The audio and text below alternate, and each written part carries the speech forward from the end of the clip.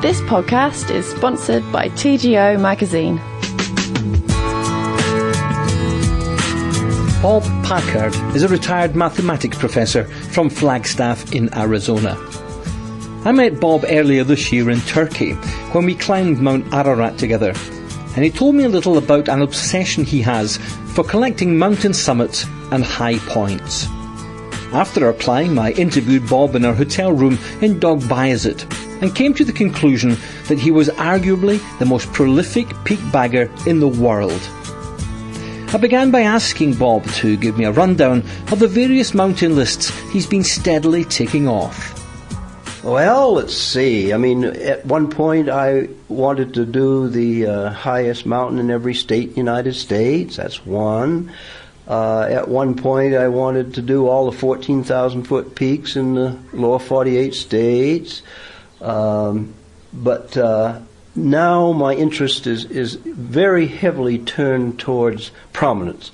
In other words, I want to get hold of lists of prominent peaks for states in the United States, countries, and see what I can do to check off some on these lists. Right now, I'm interested in finishing the highest 300 peaks in Colorado. I'm also interested in finishing the highest 200 peaks in the lower 48 states. So there's a few. Here's another list of lists. People have made lists of high points of mountain ranges. For example, believe it or not, Arizona is considered to have 193 mountain ranges. And I have been to the high point of every one of them. And there are similar lists for Colorado and California and so forth. And I'm interested in these lists. And every once in a while I want to go and check one of these off. Okay, explain to me, what is a prominent peak? Well, okay, here's the precise definition. Number one, you have to have the altitude of the peak. Number two, you start drawing contour lines around the peak.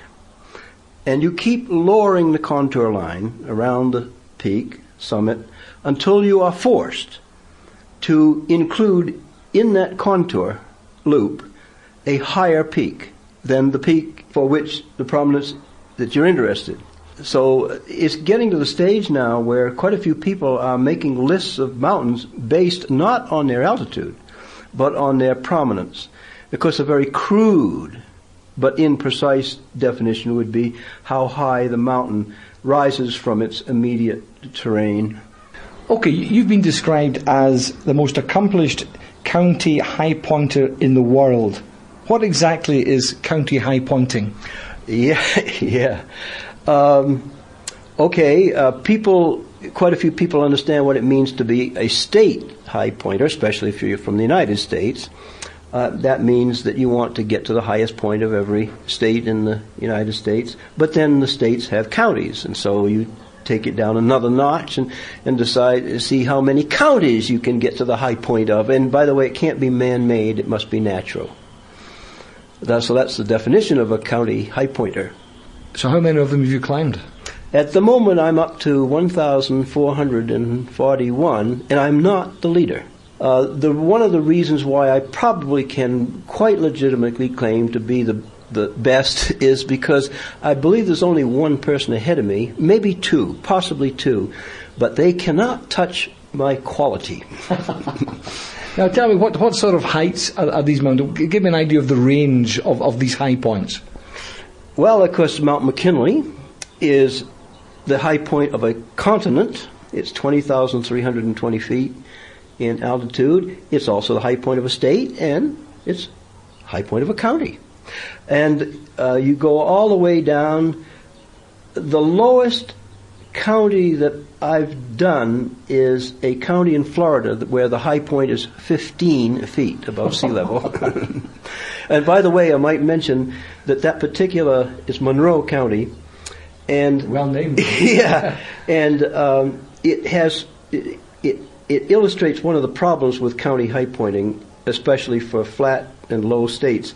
There are 5 places you have to visit in Monroe County, Florida, in order to claim the county, because they all have close enough to the same height that you can't tell which of the five is.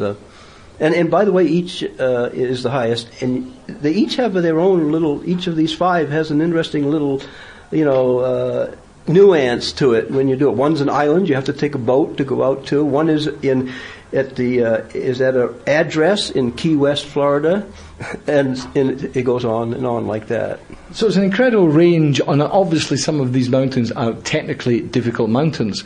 How awkward are some of these high points? Well, of course, climbing a mountain like Mount McKinley is a feat of some kind that takes quite a bit of energy and perseverance and stamina and ability. Other problems are caused by private property, and some of these places that are restricted are owned by the U.S. military or things of that nature. Special permission has to be gotten. Sometimes there's horrendous bushwhacking involved, going through brush and swamps and so forth. And then, of course, as I just mentioned, it's some of these counties, the multi areas that you have to attend to. The Champion County, by the way, is in the state of Missouri. It's Schuyler County. It has over 110 places. Wow. And one guy has done it. Yeah. Well, I recently, with 3 other companions, completed the state of Hawaii. We have a term for that. We calling it green. We call a state. We turn it green when we've done the high point of every county. Now, the state of Hawaii has 5 counties, and I had previously done the other 4, but the island and county of Kauai had it slipped through my fingers for many, many years. Hadn't figured out how to do it, and finally things came together, and the 4 of us went down there, and we were successful in doing it. And the problem with it is that it's intense bushwhacking through downed timber covered with swamp and muddy places and things of that nature. The elevation gain isn't all that much from the starting point to the ending point, but if you add up all the ups and downs, I think that between the starting point and ending point is only about 1,600 feet difference. But the GPS profile told us afterwards that we'd had an elevation gain of 5,300 feet. Wow. But it's 26 miles of finding your way through basically swampy areas, mm-hmm. and stream crossings and that sort of thing. So obviously a very difficult enterprise from that of climbing Mount McKinley.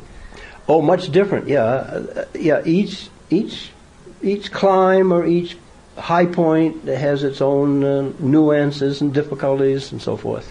Tell me a little bit about McKinley, Denali.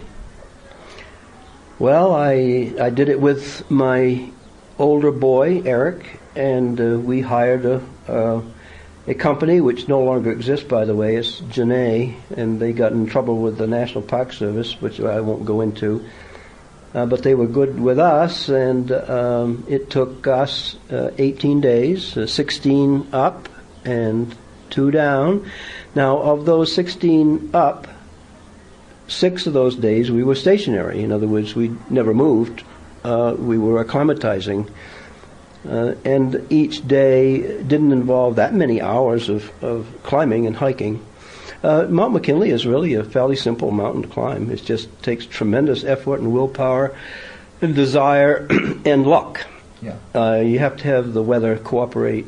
And the crevasse problem on Mount McKinley is not too severe. I mean, it's there. You have to rope up and use crampons and ice axe. Didn't have any altitude sickness problem. I assume you climb McKinley by the West Buttress. Oh, yes. The West Buttress. Right. Mm-hmm. Yeah, I usually do every mountain by its easiest road. Yeah, I mean, that's fine. A lot of these high points are probably no more than a stroll. Mm-hmm. But, I mean, I guess a lot of them, you've mentioned McKinley, which takes some mountaineering skill. Do any of them require rock climbing skills? Oh, yes. The North Palisade, which is the high point of by the way, we call that a twofer. It's on the border between 2 counties and happens to be the high point of 2 different counties. is a fourth-class climb, and in fact, some people call it fifth-class climb. But I couldn't do it without my trusty companion from Flagstaff, who was a very good climber, who could help me up with that. And there are lots of other instances, but that's the first instance that comes to mind of a county high point, it happens to be in California, that requires technical work. Mm-hmm. My most technical climbs, though, have been in the Grand Canyon. Yeah. I've done about 160 interior buttes in the Grand Canyon, and quite a few of those are fifth class, for sure. Yeah. Looking internationally, how many country high points have you climbed? I just counted up today. I've got 22. You've got a list, huh? Well, if you want me to rattle them off, yeah, okay. I'm going to start with North and South America, the United States, Mexico, the Dominican Republic, Guatemala, Costa Rica, Venezuela, Ecuador, Argentina, and Chile. Then there's New Zealand and Australia. Then in Europe, there is the UK and Ireland, Norway, Sweden, Germany, France, Switzerland, Austria. And in Africa, there's Morocco, Tanzania, and of course then now Turkey, which I guess people would consider it be part of Asia. So you're a real international traveler. Yeah, I do a lot of traveling, and by the way, it's only been in recent years too. I mean, 1988 was when I did Kilimanjaro, and all of these big mountains have been since then. Yeah. So how many summits have you bagged in the UK? Well, I'm not sure all of these are summits, but when I was in the UK, and by the way, I might mention I just loved my trip in the UK. It was one of the greatest trips I've been on. I climbed 55 of the named things, and I know that 28 of them were Munros. Good. How did you get into all of this? I climbed my first mountain when I graduated, right after I graduated from college. This is 1958, and I climbed Mount Katahdin, which happens to be the high point of my originally home state of Maine, with a college companion, and I got bit by the beauty of it all and the scenery that you can have. And of course, now I'm motivated by more than just, it's true, I check things off lists, but there's much more to climbing than just pride. It keeps me sane and healthy, I believe, not only physically, but also mentally and spiritually as well. Can you expand on that, on the spiritual aspect? I don't know. For me, spirituality is tied up with feelings, emotion. And, when I'm in a place of great beauty or a place of great prominence, and I mean that prominence in a broad sense, I do get a rush, a feeling of awe, a feeling of wonder at the universe that I live in. This is, if I had time to prepare, I probably could come up with a better statement, but that kind of sums it up in a way. Have you any idea how many mountains you have climbed in total? Yes, I do. I've kept a pretty good track. I've been to the high point of approximately 3,200 summits, and that means places with at least 300 feet of prominence. But I can add to that about 2,000 high points that nobody would consider summits, either because they don't rise enough or because they're places that are not even relative maximums. They're on the sides of mountains. To illustrate, it turns out there's only one state in the United States whose high point is a liner. The high point of the state of Connecticut is on the side of a mountain, the top of which is in Massachusetts. So there's only one state. But there's many, many counties that have that property, lots of them. And while I'm talking about, I do consider myself a peak bagger in the sense that I like to climb summits. But in a broader sense, I call myself a high pointer. In fact, I have a sign on the back of my camper that I run around the United States in, and Mexico, by the way, too, and Canada, that says high pointer. And so not only have I been to the high point of, say, 22 countries and all the states in the Union and so forth, I've been to the high point of 103 national forests. I've been to the high point of 42 of the U.S. national parks. So that gives you an idea that high pointing is more than just peak bagging. It's getting to the high point of places of some significance.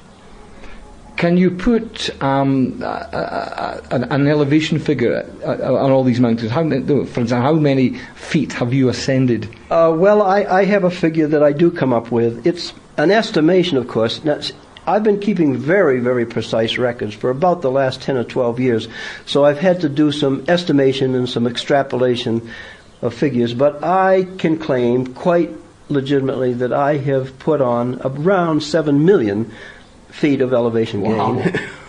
Wow. And how does that kind of break down on a year-by-year basis? Have you any idea? For the last few years, say about the last 10 years, I've been averaging about 1,000 feet per day. Have you any kind of final ambitions? I mean, when will you sit down and put your feet up and say, I've had enough, that's been great? I will never do that unless I'm physically impaired to an extent that I can't do it. By the way, to get a feeling for the kinds of lists that I'm interested in, I might, at this point, interject what my plans are for the next 3 or 4 months, and it would kind of tell you not only what I've done in the past, but what my goals are currently. Okay. Next month, I'm going with my trusty companion in Flagstaff to California to go into the high Sierras to climb 3 summits, and they're all close together and can be done. You say take 2 days to hike in, take a day each of these, and then a day or 2 to climb out. Now the reason for those 3 summits is they are 3 of the only 8 peaks that I have left to claim the top 200 peaks in elevation in the lower 48 states. Then I'm going to spend the whole month of September in Colorado, because Colorado is one of my favorite places. That's where I started doing all my 14ers and so forth. Somebody has made a list of the high points of mountain ranges in Colorado. Somebody has made a list of the high prominent peaks in Colorado. And I'm still working on the top 300 peaks in elevation in Colorado, so I'm going to be working on all 3 of those lists during that month. I'll probably do between 20 and 30 peaks, and some of those will be check off in these 3 lists. In October, I'm going to Cameroon and Ethiopia, because it'll be just basically one long trip to both of those countries. I'll get the high point of both countries and simultaneously get 2 more of the 50 most prominent peaks in the world, because those are also, I'm after the country high points and the 50 most prominent points in the world. Sounds fantastic. So that kind of gives you an idea of what I've built up to this stage and what I kind of want to do currently. Now, if I meet goals, then I make new ones. You obviously spend a lot of time out there climbing mountains, climbing to highest points. How long do you spend actually sitting at home poring over maps and measuring contour lines and whatnot? Lots of time. I own thousands. I own filing cabinets full of maps, for example. But a lot of the information is gotten from my friends. One of the nice things about this hobby, I might interject here, is you meet a lot of great people, like Cameron McNeish here, and you get lots of information from these people. When a trip is coming up or an opportunity arises, especially with the internet and email, we just emails flying across all over the world, but for me mostly in the United States. Hey, there's a chance to go do Ojos del Salado, which I did in January. And I wouldn't have known the opportunity arose unless somebody had told me about it. Would you care to describe this interest of yours as an obsession? Yes, I admit I am infected with the disease. You strike me as a very level-headed character to be so obsessed by something. Oh, come on. I think everybody needs a passion. It makes life worth living. Yeah. What do you want me to add to that? Yeah, no, that's fair enough. Okay, let's finish off by me asking you, what is the toughest high point or mountain summit that you've climbed? Oh gosh, that's awfully hard. Somebody's made a list of the 20 most technically difficult. Is that what you mean, technically difficult? No, the ones that you found toughest personally, the ones that you really thought, my goodness, that was close to the edge. Well, I mean, I can list a couple of mountains I've given up on, which are definitely beyond. I had to give up on Mount Kenya.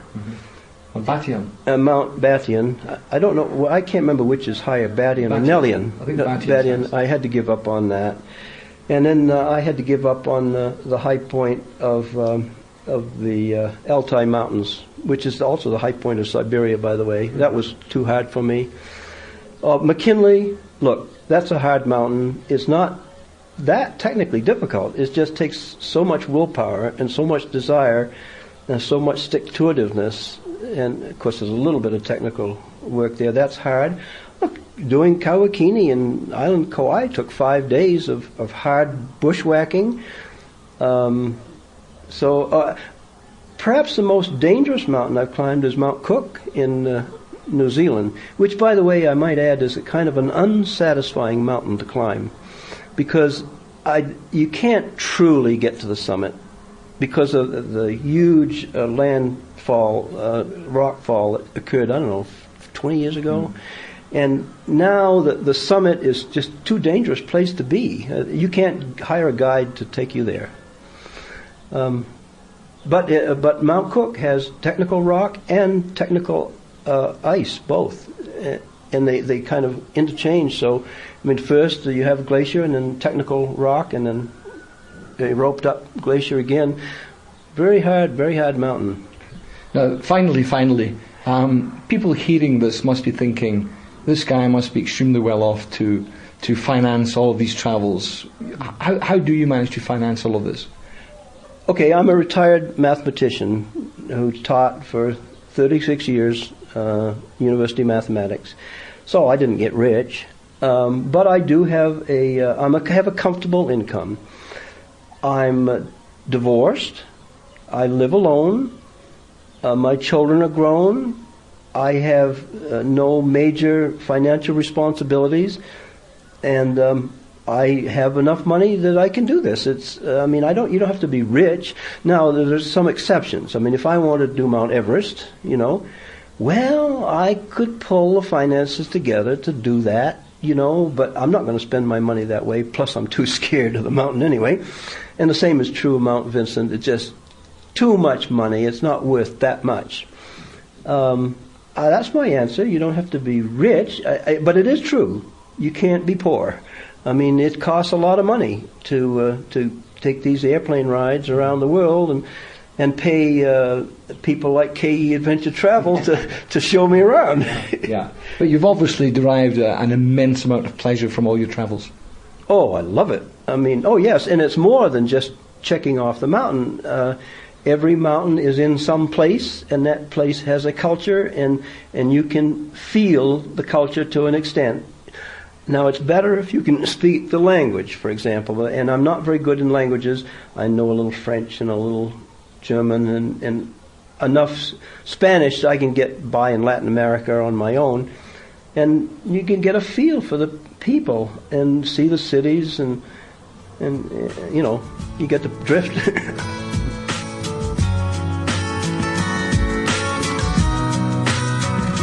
This podcast is produced and hosted by The Outdoors Channel.